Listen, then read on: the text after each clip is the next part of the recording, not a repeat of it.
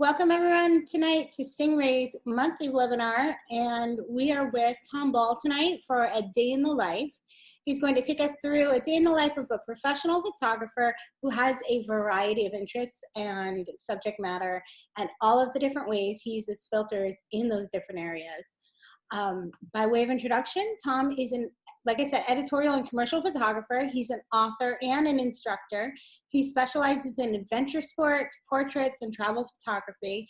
His work has been featured in numerous publications, including Outdoor Photographer, Digital Photo Pro, Lightroom magazines. He is a Calvi One instructor, a Nikon speaker, and a SanDisk Extreme Team member.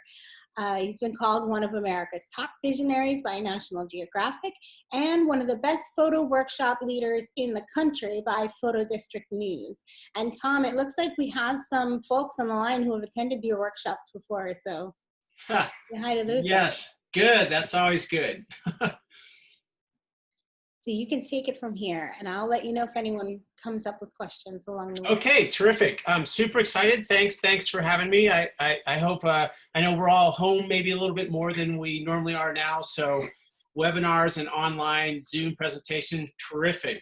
We've been doing a lot of that here as well. We're not obviously traveling as much. So I was really excited tonight just to talk about a variety of genres, different subject matters, and kind of how that forms who I am as a photographer. But really, I'm heavy onto the end of education and like, boy, learn from my mistakes. Like, try this, don't do this.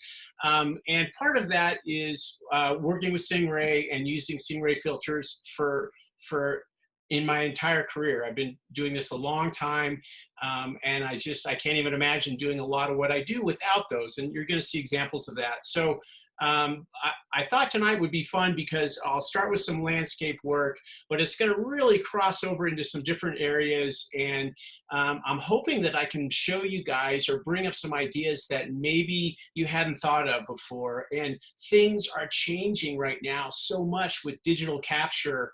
The sensors are different, the way that we see and do things are different, and camera technology is better. It's allowing us to do things that we couldn't even do like a couple years ago. So it's very exciting. I get all worked up when I even start talking about this. So you can see a list of things that we'll go through tonight, and I'll just hit the button and we'll start rolling right here. Originally, we were going to go to the Badlands earlier this year, but that was right when things were really bad, and so we didn't go. But we originally had thought maybe we would do maybe a presentation just revolving around that one national park. But I'm going to start with that, and you can see this image here, and I would just want to talk a little bit about filter use and exposure and maybe some theory there. So we all know that capturing in the digital world is a little different than film. We're always kind of exposing for the highlights. We want to capture the highlights. That's where a lot of that digital information is, and let the shadows maybe fall where they fall. But if you think about that, when you get these high contrast landscapes or travel images or whatever the case may be, you may have to make choices and sacrifices. If I'm going to hold the highlights down, I'm going to lose some of the shadows. So on this image, you can see here, this is just really the classic way that I use a grad ND all the time in the field. Now I realize that we work in post, we do stuff in Lightroom and Photoshop, but what you're going to find is while they have filters similar to this, it's different in terms of trying to get the best photo in the field, capturing more information, because you can actually compress. You can bring the highlights down, which is going to allow you to capture more of the shadows. So this is a classic scenario here where you have this long landscape, and so often as a landscape photographer, we work early in the morning or late in the evening, so we may have a shadowed foreground and an amazing sunrise or sunset. So on an image like this, my mode of operation is I'm almost always using a 2 or a 3 stop soft edge it's the Galen Raw Graduate ND filters that Singh-Ray has. I've used those forever. And those are square. They're flat and square, so they don't screw onto the lens, correct? Yeah, they are. And so you kind of have two choices with those filters. You can buy an adapter, which will allow you to slide it in and maybe have a little more control and free up a hand. Or I often will actually just grab them and hand hold them really quickly in front of the lens if I'm moving fast, or I just don't have my adapter that I can screw onto the front of the lens and slide that down. But anyway, that's you know, that is like the meat and potato filter in my pack is that one. It's like I have the 2 and 3 stop everywhere I go. I use them constantly. Yeah. Cool. Okay, so we'll move forward. We'll just keep going. So tying that in a little bit too, just to some other concepts here. One thing that we're always talking about in landscape photography is what I call perspective with purpose. And I think a lot of us just see a scene and we're attracted to it, but maybe we're not really dialed into why we like the shot. Is it, you know, what part of it is really making it interesting? And when I identify what that is, then I need to figure out what I can do at the camera to make it better. And so often it may be, for instance, in this image, you have this amazing baked out texture in the Badlands. And that is so iconic for that part of the world.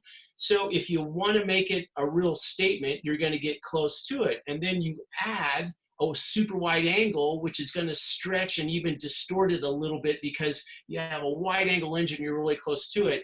It really lays the groundwork for a strong shot. So another lens that you'll see throughout this presentation tonight is a color polarizer. It's the LB color combo.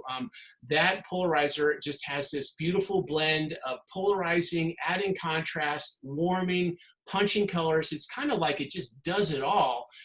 That's another one that I can't get enough of it. I use it all the time. One other thing too that I would just point out for the landscape shooters in the crowd there, it's very important when you're thinking foreground, middle ground, background, your position vertically, whether it's a foot off the ground or 3 feet off the ground, it really stretches or compresses the middle ground. So one thing that we're always talking about in the field if we're on a seminar or workshop is letting the middle ground breathe. Like, what are you trying to do with that middle ground? Are you trying to minimize it? Or maybe you're trying to make it a little bit bigger. So I always keep that in the back of my head when I'm composing a shot like this. And when you're using a circular filter like the lighter, brighter color polarizer, do you use step-up rings and get a larger size than your lens to avoid vignetting? Yeah, no, but only because I have it matched out. If you're using a super wide, yes, you can get some vignetting with it, but I rarely am at that level. It makes a lot of sense. I understand why people go bigger on the front end so that they don't get any vignetting, but I generally don't run into that. This one lens I'm using here, this 14 to 30, definitely can see a lot when you go back to 14 on it, but for the most part, I just pair it with whatever the diameter size is on the front of the glass. And I rarely have to worry about that. The time that I run into that situation is if I have a polarizer on the front of my lens and then I screw on the adapter to hold the grad ND filter, that's really pushing out this square holder, which you're going to start to see that earlier than you want to. So you may just have to hand hold or come up with a different setup for that. Right. Well, and the step-up rings are a really good way to save money. If you want to get a filter that's going to fit multiple lenses, you could use the step-up rings and buy the larger filter and not have to buy two. Yeah, you know what?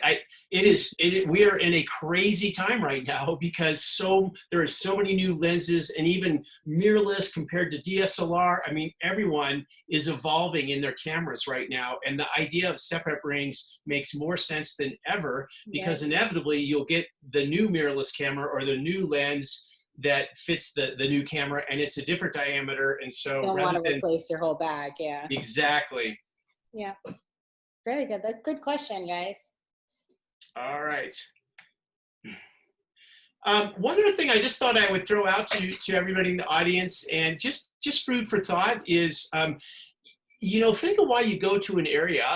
We see this all the time, like, oh, we're going to go to Aspen and the Maroon Bells. That's where this shot is. They say it's one of the most photographed mountains in the world. I don't know about that, but it probably is certainly the most photographed mountain in Colorado.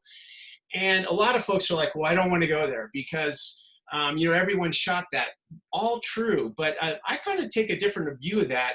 I like the iconic landmarks. I'm gonna go to where the Grand Canyon Mather Point is in these places. And sure, we all want to get something new and maybe different, but I also, I'm more open to the idea of like, it's inspiring and there's a reason it's iconic. And so then you're left with that question of, well, how can I do this a little different than everybody else? And, what are the tools available? And sometimes it's very limiting. If you're behind a railing or you have X place you can go to, you're there. You're kind of like, all right, I'm waiting on better conditions. In this case, maybe with the fall colors. A lot of times it relates to weather. I think a lot of getting that the shot that hasn't been done 100 times at an iconic spot, it's just a matter of paying your dues, going over and over and hoping for that one moment where you get that shot. But I think that rather than turn off a location and say, I'm not going to go there because it's been done, I think maybe what I like to think of anyway in my work is like, oh no, I'm definitely going to go there. I mean, that's a beautiful spot. And maybe we do see the same thing that everyone else does, but I just love that idea of that, but maybe we don't. Maybe there is something different there or the weather comes in. So just something to think about with that. It's I could tell you a backstory on this, but we literally arrived at almost like, I'm going to say 5:30 in the morning, and there's 300 people already there at the side of this lake. So I was like, whoa. But anyway, I'm very open with where I go, what I see, and I'm, sure I see what other folks have done, but I also feel like you got to go pay your dues and see if you can come up with something new, or maybe you're just going to get lucky with weather or something along those lines. Okay, so let's keep rolling here. This one I think is really, really important. And we see this on our workshops all the time. And I just wanted to throw this one out to everybody. There's this idea of what you see is what you get in photography. And for most of the daytime, that's exactly right. But it's different when you're on the edge, those sunrise, sunset, or even more twilight, civil twilight times, and at night. And the best example I have for this concept of cumulative light is we are always up in Alaska every year shooting northern lights. And you may see just a tiny little green spot in the sky up there, but after 30 seconds, it looks incredible. So it's that light that's building. Our eyes kind of see in real time, but the camera gives us this ability to put 30 seconds into a slice of time. You can build it into this whole single frame. So what happens is what we see is folks are walking back to the car when they should be heading back to the beach. And this is a great example of this. This is at Bandon Beach, an amazing place in Oregon, very popular and just gorgeous. You can't do a wrong shot there. But this was at civil twilight. So sun had set, we're facing west. I'm using a 5-stop more slow. So we're talking a different type of filter here, one that is basically just blocking light. ND filters just eliminate light, which allows you to use a slower shutter speed, or perhaps you're trying to use a different aperture so you don't have to go to f/16 to slow things down. You can be in the middle apertures and it's a better lens quality.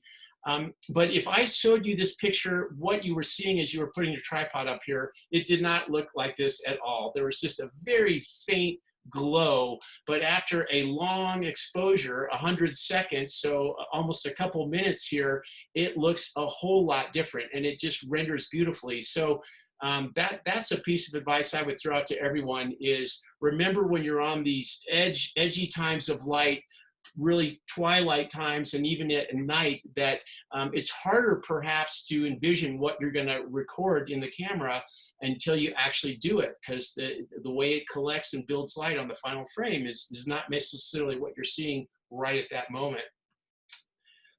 Okay, so let's see what else we have in here. All right, for all the techies out there, this is great. You guys got to try this. I'm so excited about this stuff.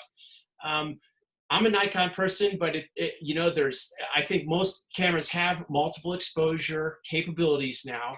And for the longest time, multiple exposure it was kind of almost a gimmick. It's like, oh, why do I want to do multiple exposure? I don't get it, or why would I do it? There might be a few kind of creative, fine art, abstract kind of ideas, but not anymore. And here's why. The cameras nowadays, DSLRs, at least in the Nikon lineup, it's going to make it really easy to set the number of frames. You can even change how the frames are blended together, whether it's biased towards highlights, shadows, or just averaged out. And you can even take time between the individual frames. So there's all these levels of control, and how I'm applying that in my work. This shot is just a great example of that. My wife and I were photographing out in Western Colorado last year. This is near Ouray, and it was, the fall color looks terrific, great, but we show up at this lake and everyone's headed out because it's nasty. The weather is it's like Patagonia weather. The wind is ripping, blowing. I mean, the water on this lake, even though it doesn't appear in the photo this way, I mean, it's lapping like waves on the shore, splashing everybody that's staying there. And so the only thing I could think about with this was there had these amazing cumulus clouds, but they just weren't stretching. If you could shot them at 1/8 of a second or a 100th of a second or anything fast, and they just were frozen there. But then I thought, okay, I have all these ND filters that I use. The 5-stop is one of my favorites. That is going to help stretch the clouds a little bit. But what happens if I do a 3-frame multiple exposure, each one a minute long, because the 5-stop ND is allowing me to do this long exposure, and then the camera is going to blend the 3 1-minute exposures into the final frame. And this is what it came out to. It just stretched the clouds through the entire shot.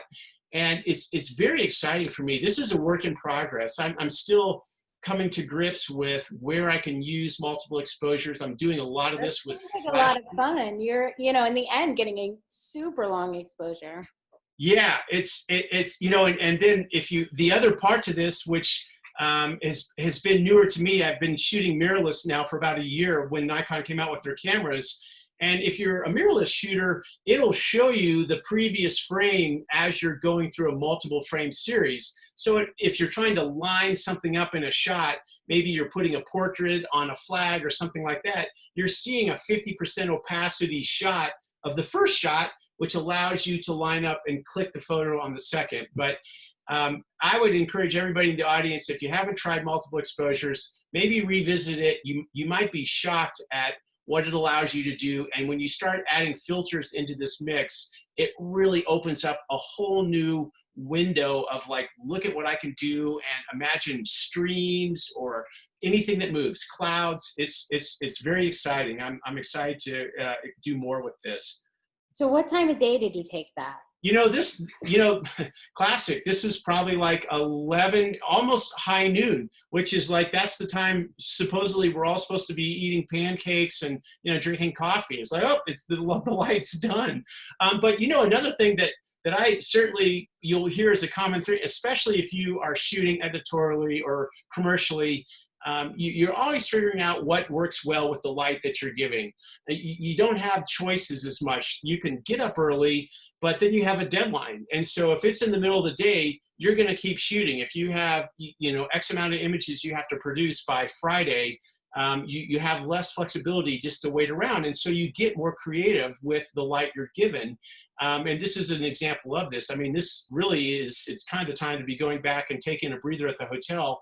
But instead, the lake, which was these huge waves, completely glossed over, so it kind of has this sheen on it. You don't even know it's giant whitecaps out there because of these long exposures sandwiched on top of one another.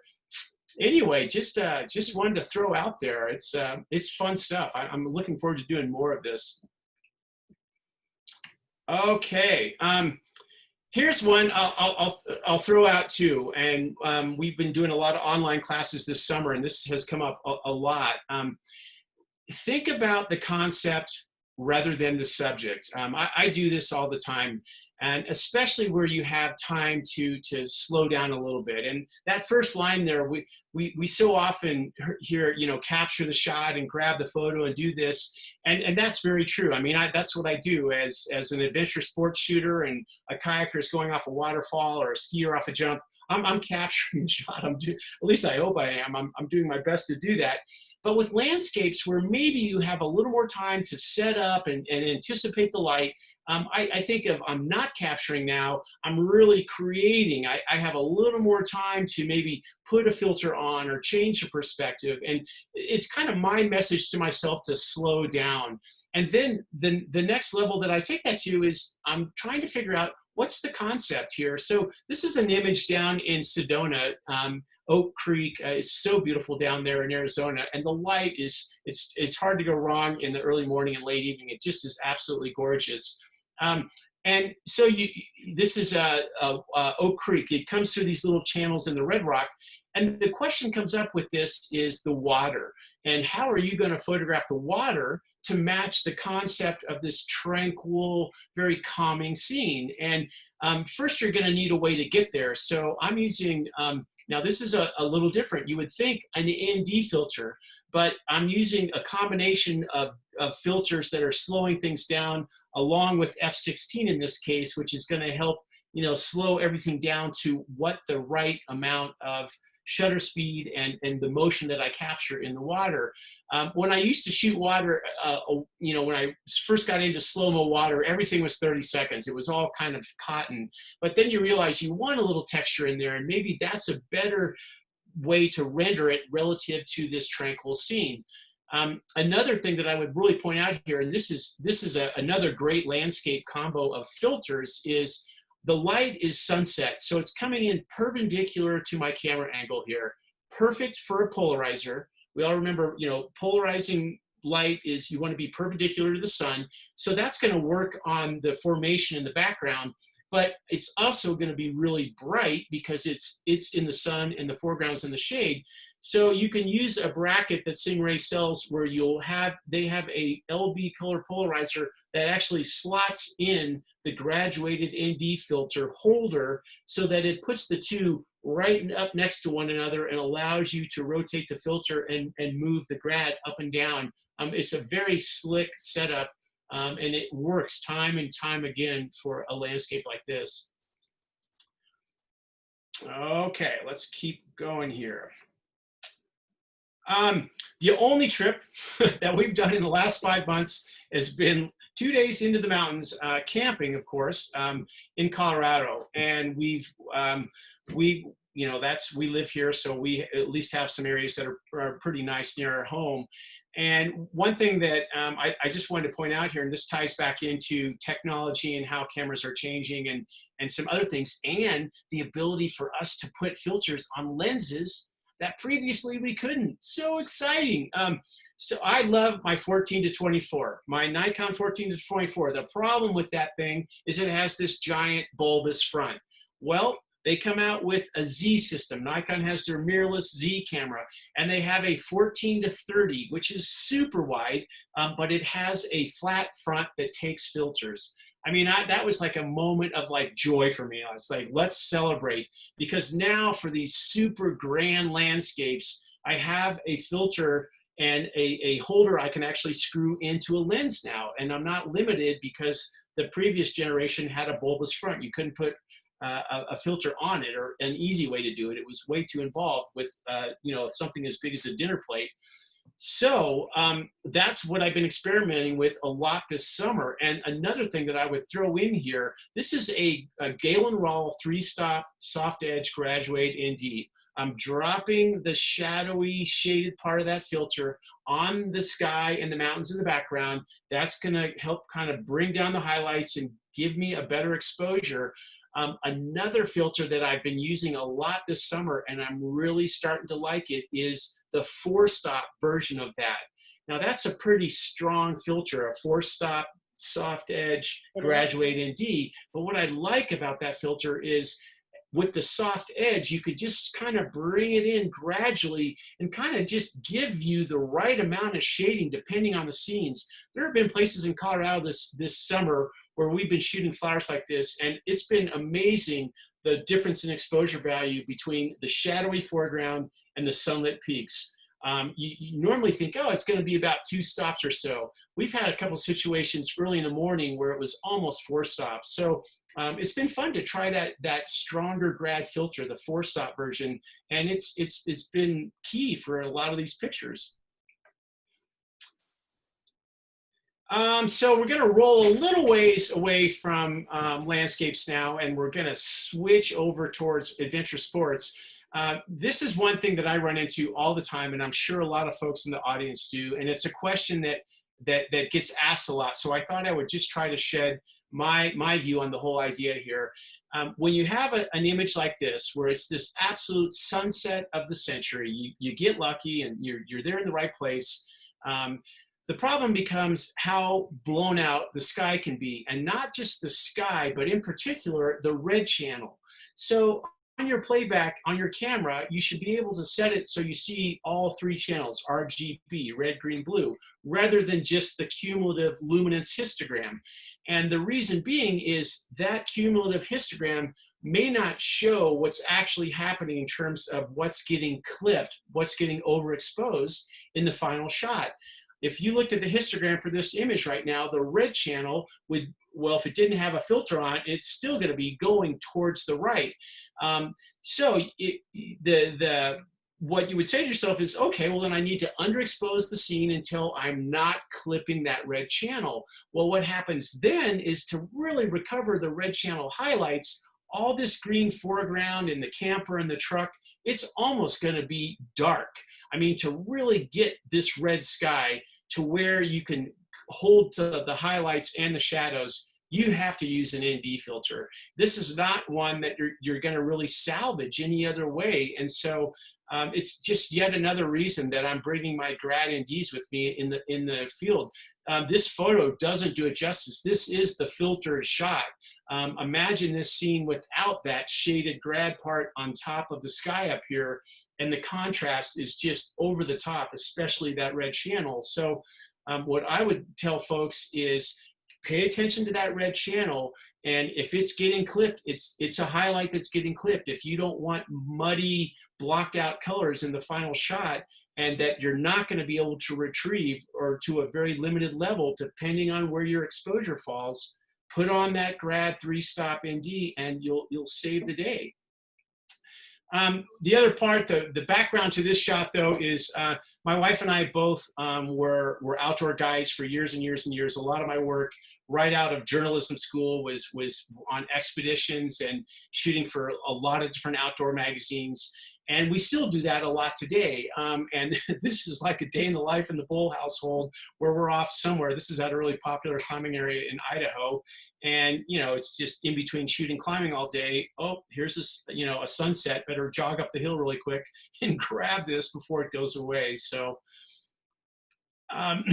so do you use filters in adventure sports? I mean, come on. Well, you know, one thing one of the reasons I like adventure sports are they're outdoors. I mean, that's definitely key to who I am as a photographer and what I like to do. And so there's always those landscape elements to it and what we do with filters and landscapes. Another angle on this is I shoot a lot of climbing. And oftentimes what a shot like this is you're on a rope, maybe the climber's set up a line for you, or you're rappelling down a cliff, or any iteration thereof. And it is brutal on equipment. You have to be very careful when you're on a rope with the camera, because rule number 1 is you can never drop anything. There could be a ton of people at the bottom of the cliff, or worse yet, you're directly above a climber working with them, and you can't drop anything. That's all there is to it. But the flip side of this too is you're banging your camera constantly. And so this Hilux UV filter, it's a protective piece of glass that Singh-Ray makes. We use this all the time in any number of scenarios, because quite frankly, I'm tired of sending my lenses to Nikon and having them replace the front element. I could show you in my office here, I probably have 4 lenses 3 or 4 right now I can think of that actually have a scratch on the front. And as much as we try lens hoods and all these things to prevent that, it happens. And so if I know I'm going to be shooting something that's going to be rough on me and the camera, I'm going to put that protective filter on there. I can't tell you the number of times that has saved the day on a workshop where somebody's dropped a lens and hits the pavement, goes into a rock, whatever the case may be. The front filter is destroyed, but the lens itself is saved. So I'm a believer, and they are saving me money because I am tough on my equipment. I don't try to be. It's just the nature of the beast here when you're shooting stuff like this. Okay, let's see here. Same idea here. This is, you can go from rock climbing to mountaineering to ice climbing to all things climbing. This is up in Alaska. We used to live in Alaska. We lived there for 10 years, and I've been going up there the last 30 plus summers. We have a lot of assignment work that we do up there, as well as we have a ton of friends who are in the guiding business there because that's where we used to guide. And so you see a photo like this and you're like, oh, that doesn't look safe. Well, you could probably say that's true, but the guy in the shot, and with a lot of adventure sports, photography, you're working with really great athletes, people that this is what they do. They're going to do it whether you're going to take a picture or not. And sometimes, you can set it up to where you're in the right place. And other times there's a lot of prior planning that goes onto it for some really special moment. It's some first ascent or somebody paddles off a waterfall, something like that. But there's always in the back of your head, you're working closely with the people you're photographing here, and safety is paramount. And you're just trusting the athlete that, yeah, I'm going to climb this thing. You can take a picture or not, but I'm going up. It's like, okay, I can, that works for me. But this fella is just, he's a friend. He's a really good climber. He owns a guiding service in Alaska. And he's just, he's like, sure, I'll do laps on this thing all day long.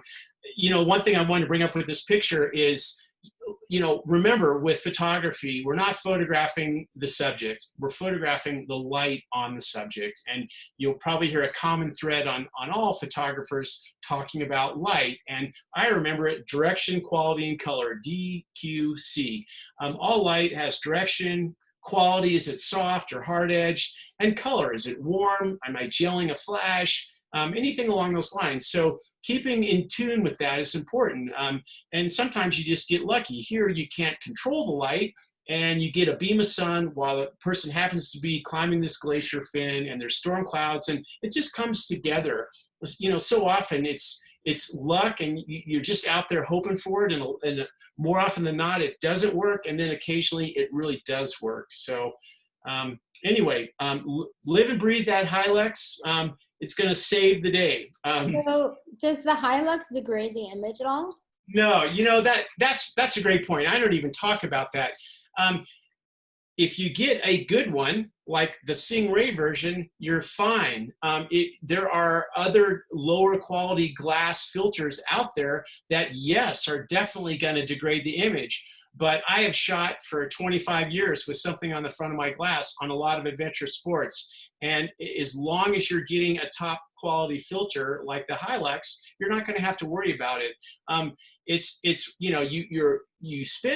Think of filters as an extension of your lens in terms of the glass quality. I've never understood this idea of buying a $2,000 lens and then putting a $5 filter on it. I mean, I guess, okay, it's economical, but you're just downplaying this beautiful piece of glass you just bought. So you want to match it with a filter that's of the same quality. So to answer that question, it doesn't affect lens quality whatsoever as long as you're getting a high quality filter on there.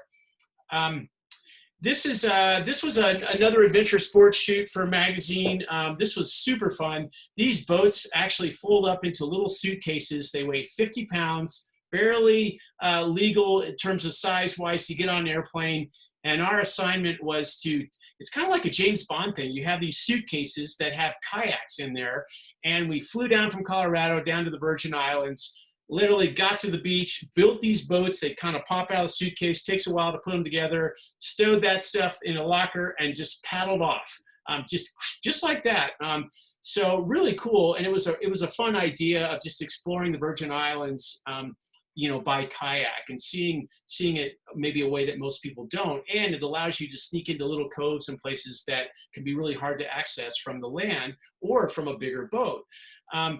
On terms of filters, this trip wouldn't have happened without a polarizer, quite frankly. The water, if you've ever been to the Caribbean, and I'm sure many folks of you have out there, it's so incredibly turquoise, and you have a lot of sandy, shallow areas, and you get this beautiful color in the water, just these hues of turquoise as it drifts into the deep water.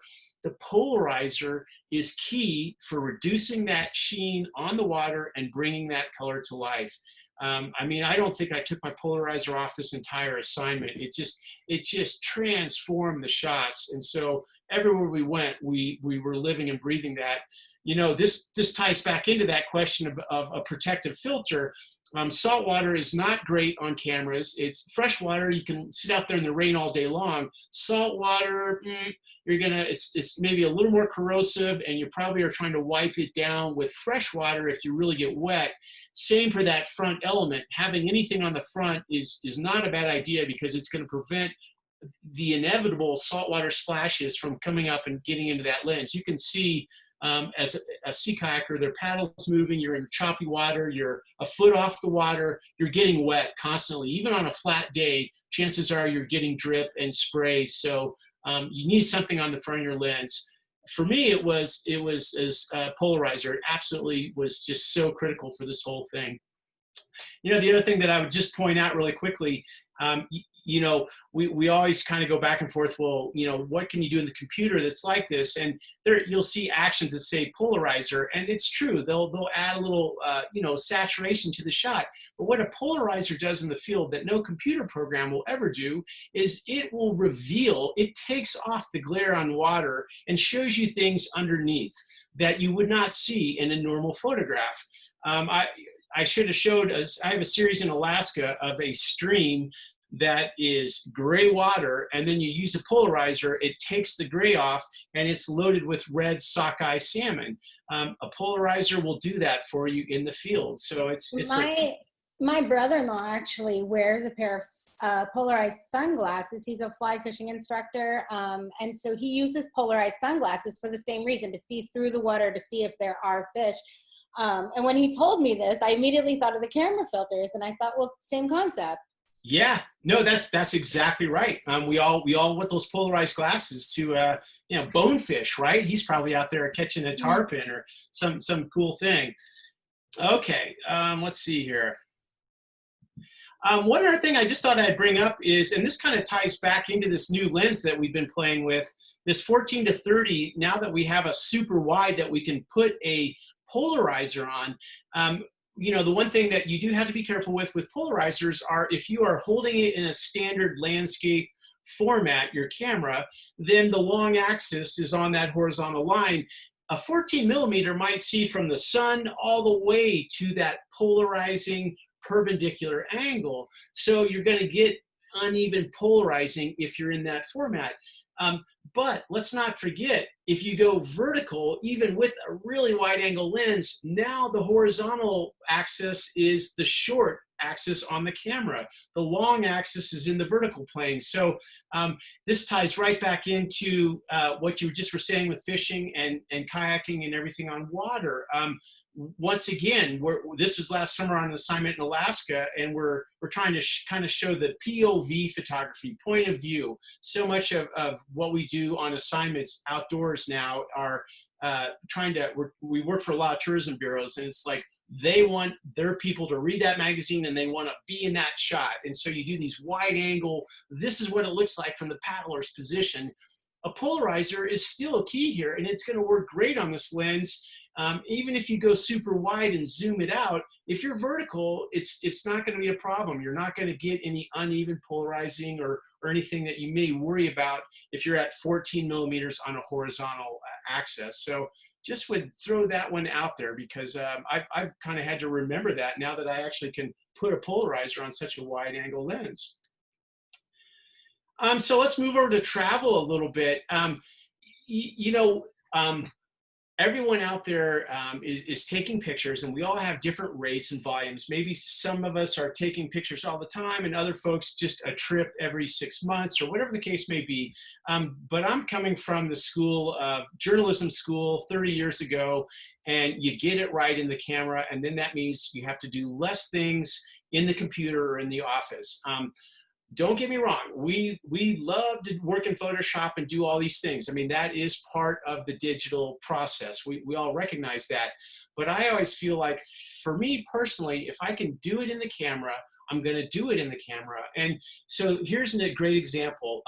This LB color combo, if folks don't know exactly what that is, it's like they sandwiched a warming filter with a polarizer. And now think about your next European vacation, or like I'm over there on workshops frequently.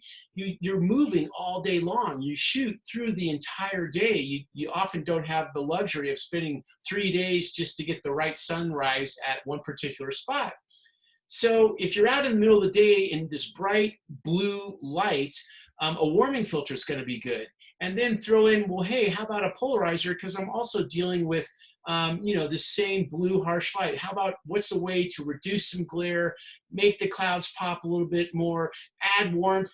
The LB color combo could be called the put this filter on for all the full day of shooting on a travel shoot, because you're out in this less than ideal lighting, and this is a filter right at the camera level that's going to improve what you're capturing in the camera.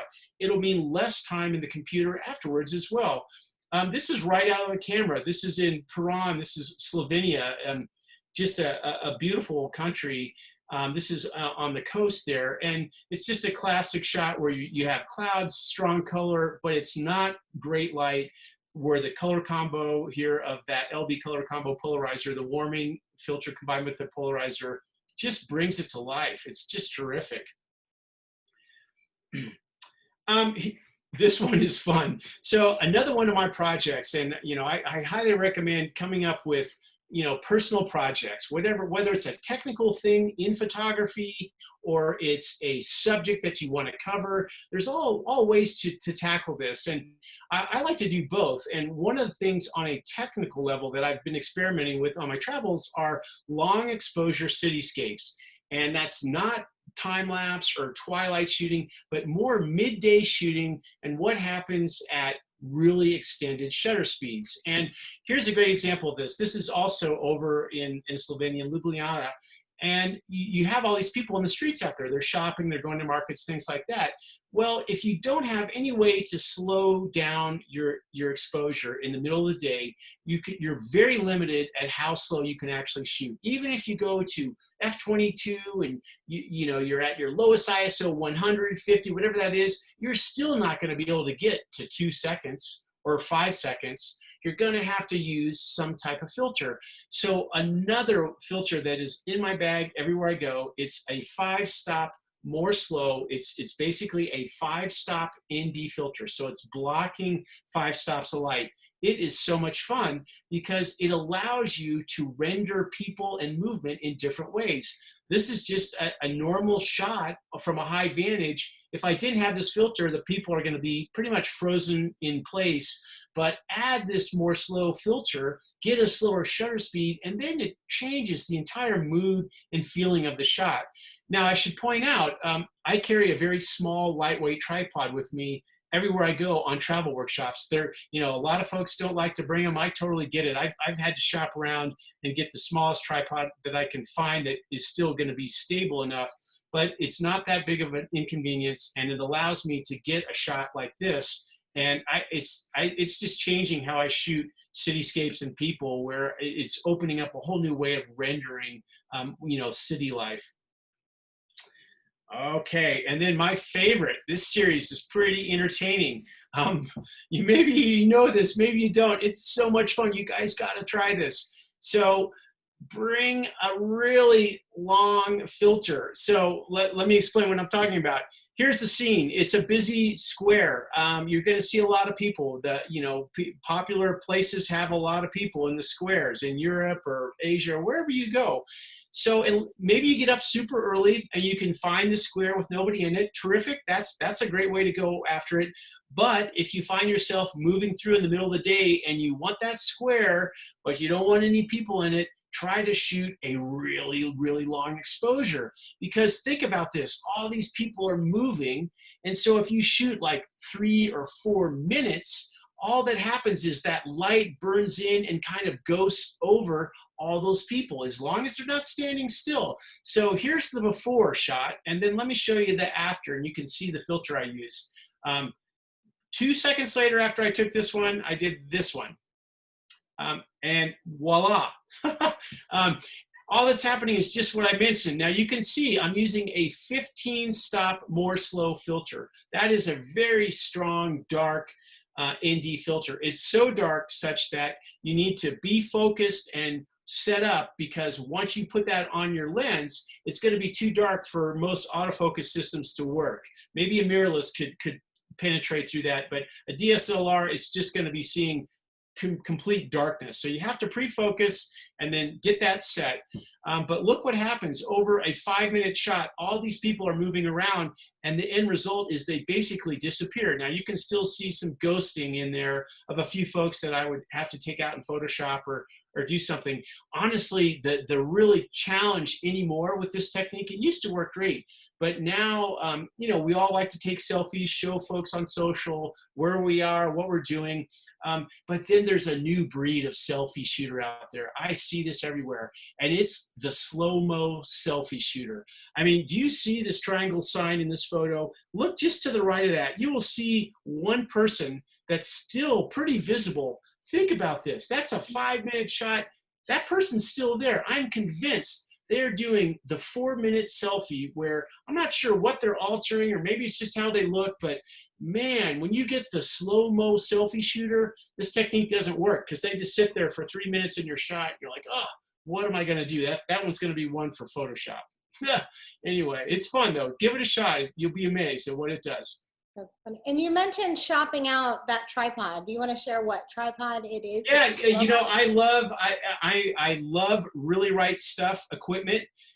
They have a TVC1. It's the smallest little tripod they use. It's all carbon fiber. It's about maybe just over a foot, a little bit longer than a foot. I don't know the exact weight, but it's very stable. And yet it's lightweight and compact, and I carry that everywhere I go. There's a fine line between getting a super light tripod that isn't stable enough and getting one that's really good, that's also going to be stable and work. And that's the one I use. It's a TVC1. It's the smallest Really Right Stuff tripod that they market. Okay, so and then the last few things I wanted to flip over here is go a completely different direction. And for those folks that are portrait people, talk just a little bit about filters and separation and dimension. I'm guessing that that's one that maybe not a lot of us think about, but another part of our work we shoot portraits for magazines. It's just that's a lot of the work that we get, or we'll do local work for, you know, a business or something like that. So we're shooting portraits all the time. Well, here's one that you may or may not know. You have sync speeds with flash units, which is basically how fast a shutter speed you can use and have the flash still work right. I'll make this as simple as I can. But when you shoot at faster speeds, the flash will be clipped, or the power will be greatly reduced because of the technology that it needs. Well, one way to get around this that we use on a few of our strobe units here is we will use a ND filter. The 5-stop, once again, generally does it. And what that does is, rather than having to shoot at, say, 1/4000th of a second, I can shoot at 1/250th of a second, or even slower. And once I'm in those slower shutter speeds, then my flash system's going to work just fine. Now, you may be asking, well, why in the world would we be shooting so fast, you know, for a portrait? And a lot of it comes down to the second line there. We love to shoot prime fast glass, 1.4, 1.8, 2.8. That shallow depth of field and the bokeh that you get in behind it is just key for a portrait and for so much photography. So if I'm trying to create a shot of a model that is going to pop off the background, I need to do two things. I need to underexpose the background ambient light, so it'll be a little bit darker than my flash, which is going to illuminate the model at the right level, so they'll be brighter, so light advances, dark recedes. So we're tying into this whole idea of creating separation and dimension. But let's not forget, if I want to shoot at 1:4, there's also dimension created by planes of focus. So on the image here of this woman, you're going into her, she's close, front, center, and lit, but you're also feeling that she's coming off that background by way of where it's sharp in the frame and where it's blurry. Now, tying that back to filters, I need to be shooting with a strobe. These are giant lights. This is a 6-foot octabank that we're using to light this portrait. But if I want to shoot at 1:4 or 1:8 or 2:8 or something like that, I'm going to need a filter on in the middle of the day in order to get to that slower speed. Now, some newer flash units and smaller units have some capabilities to shoot in a high-speed sync mode like a speed light does. And that's nice, but a lot of bigger lights don't work that well or don't have that ability, and so we're using this filter all the time. And I think this is probably going to be the last image in the frame, and this was just like a week ago or so. We had an assignment it was on a specific style of lighting and portrait. It was for one of the photo magazines, and this guy I've shot with forever. And a lot of the stuff that I seem to want to get into, I'm not sure if it's on purpose or how this ever happens, but it always seems like we're spraying water on somebody or throwing dirt on them or blowing smoke at them. And so let's go back to that Hilux filter on the front of the lens. This is holy powder. If maybe you've seen that big ceremony they have in India where they run around the streets, they throw this colored powder all over themselves. I mean, it looks, that's like on my bucket list. I really want to go there. It's going to destroy a camera, but it's going to be worth it. It would be so much fun. But the whole idea was we're in these COVID times right now, and we wanted to come up with something that was light, fun, airy, and was happy and not so sullen as it seems things are in a lot of areas. So that was the idea we came up with, and we knew we were going to be throwing. There's an assistant right behind this guy with handfuls of this powder, pitching it right at his back.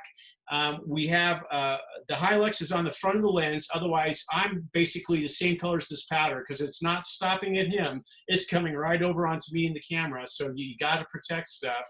And the other part of this for the portrait and flash people out there, the way that we're freezing this powder, it's not by way of shutter speed. If you see the shutter speed, it's only at 1/250th of a second. That's not that fast. What's freezing the powder is the flash duration itself. The flash is the only thing that's lighting this picture. So it's flash duration and not shutter speed that's going to freeze this. And the flash duration for a shot like this, it's well into the thousands, plenty fast enough to freeze this scene. And I just love this guy just showed up wearing the shirt that was kind of like blessed and just like, let's like, yeah, I'm happy to be alive today. And so we ran with it, and we all walked into the house afterwards, just literally like caked in all this powder, but it was a fun shoot. So that I think is the cross section of some pictures for you guys there today. We have a couple of questions I've been holding on to. If you guys have more questions, put them in the Q&A window and we'll get them addressed.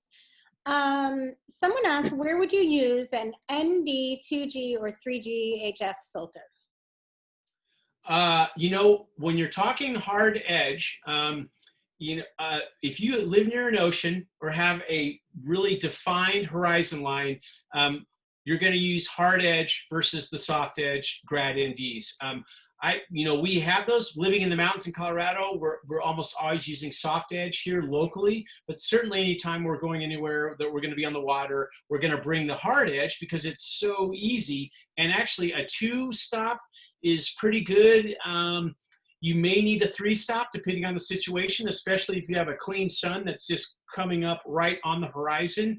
You can line up that hard edge perfectly, and that's going to really help improve that exposure and just compress the highlights and hold on to the shadows. And then someone asked, and I think you covered this a little bit, do you use the Hilux with other filters or just by itself? And I think technically speaking, most filters, if they're not the thin kind, have a treading on the front so that you can put filters Yeah, in a row. you know, that's an excellent question. I don't stack filters as much as I can avoid it. Now, I say that, and I do use this combination of a polarizer and a grad filter a lot. And, you know, that just works so well for those landscapes. But for instance, I probably wouldn't screw on a polarizer on a Hilux, only because the polarizer will then be the protective filter instead of the Hilux. You do run into some vignetting issues, depending if you're shooting really wide and you screw in one filter and then you stack another on there, you're extending the lens barrel in essence, so you may see that, but I avoid stacking anything on a Hilux. Generally, I will take it off and put on the other filter, and just to keep it clean, and it's probably going to serve the purpose of protecting the lens, which the Hilux would be doing. Right.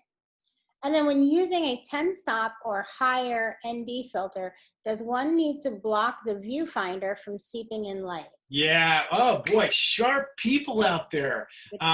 That's a great point, and it's something that I should have pointed out.